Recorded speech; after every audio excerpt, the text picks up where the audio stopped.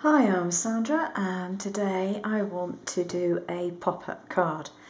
Now this is, although it's not my prototype, I have a prototype here which is a complete and utter mess. I'm hoping I have learned enough from this one to get this one to be halfway reasonable.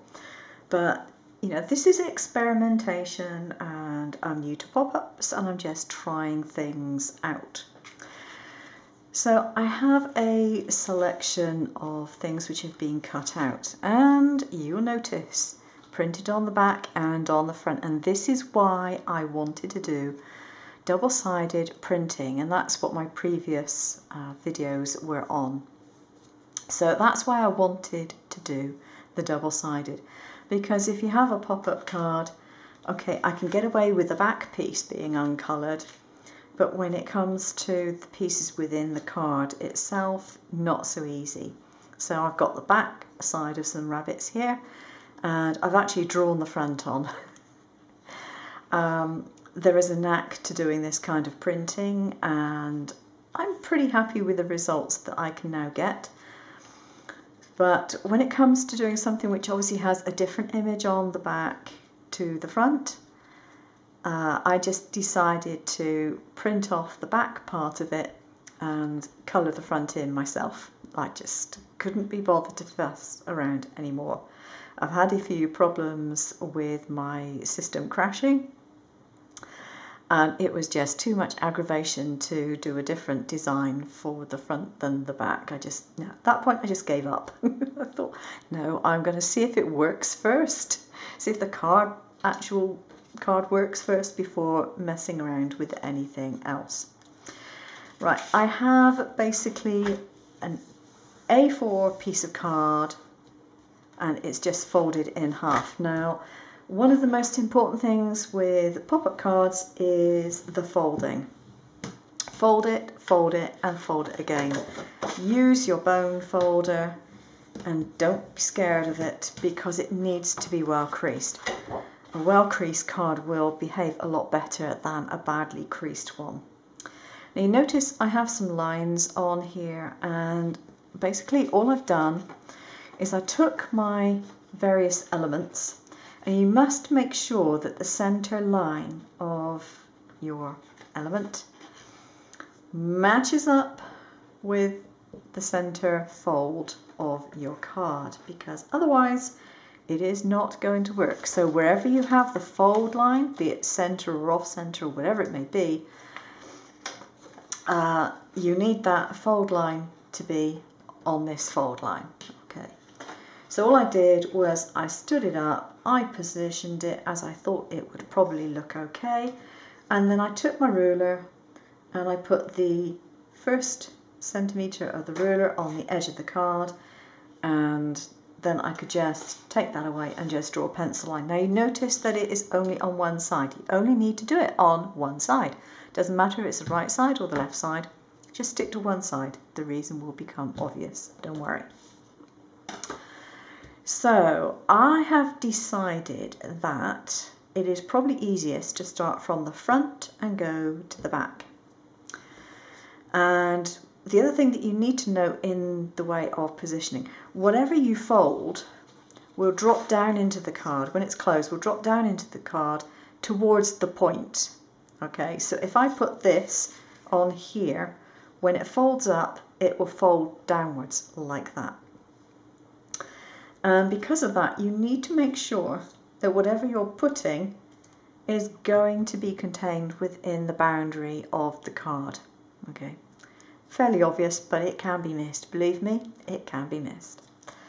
So I'm going to actually stick this in place. Now, my original idea when I decided to try this was to cut slits and then put them through, and then to put a backing on the other side of the card. I tried that last night and it ended up in the bin because I just couldn't get it to lie properly, and I hated it. It was a mess. In fact, it's probably screwed up.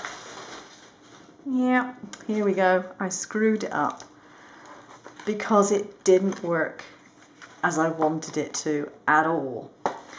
One of the things that I tried doing was putting a piece of paper on the inside, and that did not work. I glued it to the main piece of card. It didn't work. It just, no, forget it. Didn't work. Right, so for the next attempt, and hopefully the successful one, I can only hope, I need to put the glue onto this piece of card, and I need to make sure it goes up to the crease line.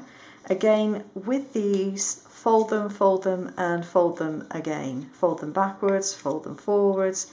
You need a good crease, okay? But I'm just going to put the glue near the crease line. Now I'm using a fast drying wood glue because of the glues that I have. I just found that seems to hold it the easiest and the quickest. And what I do with mine, because it's not full, this particular one isn't full, I just stick it in a piece of modelling clay, upside down. So making sure that the crease is matched to the other crease, and I've put it on the right line, which is, again, is something I found out the wrong way, or the hard way. And making sure that it's firmly stuck down before I fold it again. Now the next one that I want are my rabbits, and that one is going to go there. So I can, of course, just put it down so that this lies along the line like so.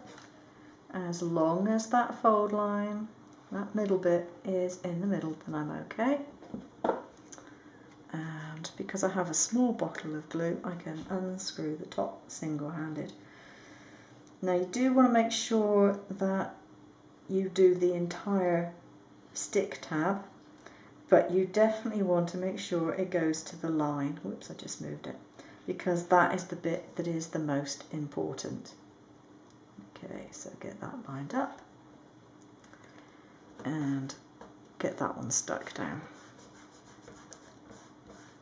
There we go. Right, my next one is the shrubbery, and this one goes up here. Again, make sure that crease line is in the center, and then I can put the glue on. I've got a bit more to hang on to, so it's not so likely to move, this one. There we go. Glue that one down.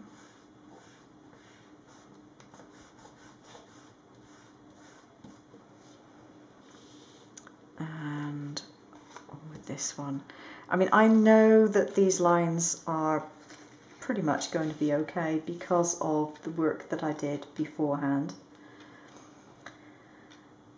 What you generally do on a practice run is you put one piece on, you fold it and you shut it, and you work out whether the lines are in the right place. But I've worked out where my lines really need to be, so it should be fine. She says, hopefully. Fingers and toes crossed. Right. There we go. Now while that dries, I want to explain something else. The reason that you stick one side down first is because it is easier. You can do it so that you put both lines on, both sides on, but it just makes it more difficult to get the other pieces on. That's what I found. So as long as you know your lines are in the right place, it's no problem. So now you see, I can fold all these back over each other, which is how they're going to be when the card is shut, and they all match up to that line. And what I can do is put the glue on the various pieces to close the card. I have to do this relatively fast if I'm going to do them all at the same time. So I might just stick to doing a couple. My glue's not coming out of the bottle. Come on, come out. There we go. Okay. It's a good job that I've got relatively easy shapes here to do. And so the most important thing is make sure you get it along that crease line. That is the really important bit. There we go. And then fold the entire thing shut.